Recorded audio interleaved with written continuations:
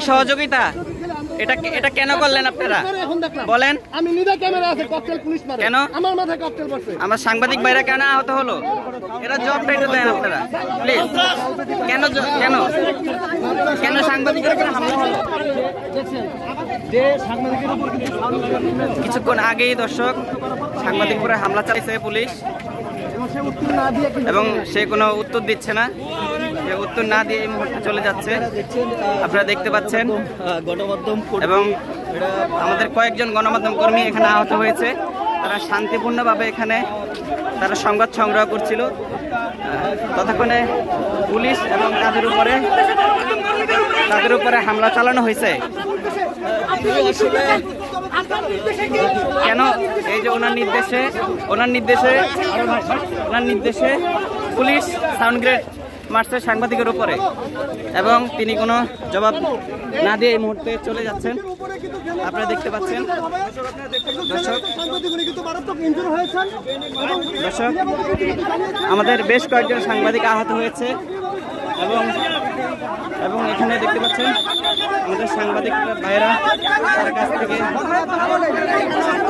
জানতে চাইছে এবং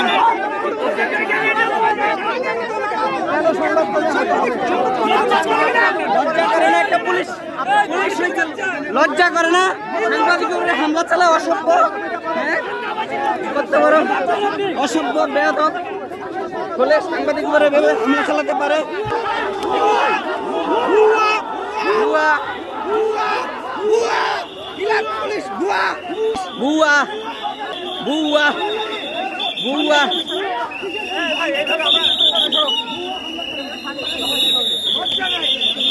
লজ্জা করে না?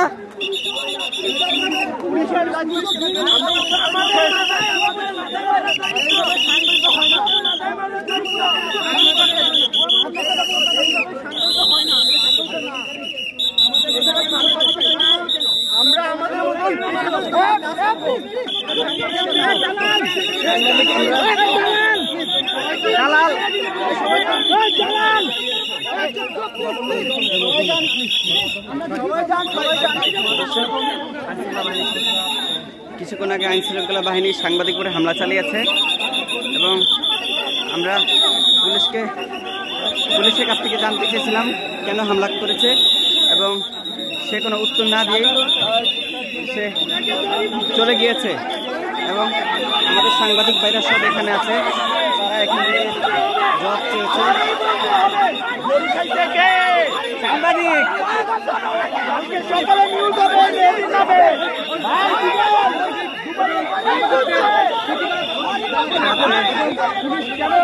পুলিশ কেন হামলা চালিয়েছে দেখতে পাচ্ছেন।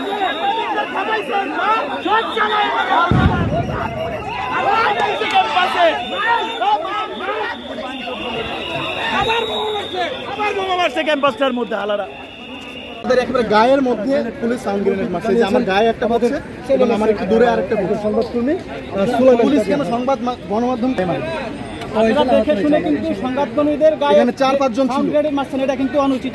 আমি কিন্তু একা ছিলাম না, 100 জনের মতো গণমাধ্যম কর্মী চলে যায়। 100 জন, একজন না, সেখানে একবারে লক্ষ্য করে কিন্তু আমাদের গায়ে মারছে। 2 থেকে 3 জন শিক্ষার্থী, আপনারা সাংবাদিক ছিল 100-এর উপরে, তাদেরকে দেখে সাউন্ড গ্রেড মারছেন। এটা জবাব দিতে হবে আজকে।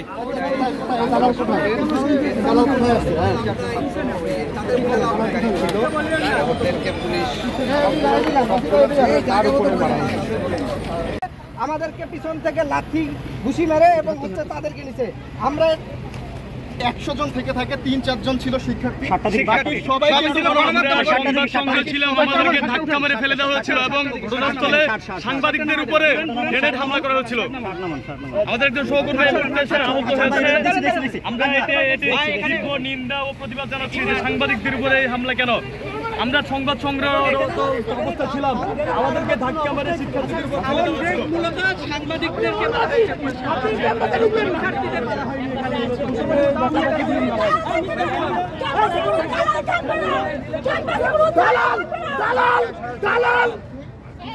স্টুডেন্টকে ক্যাম্পাস থেকে বের করার জন্য 5টা ককটেল ছুড়াইছে, আপনারা সেই প্রশ্ন করেন।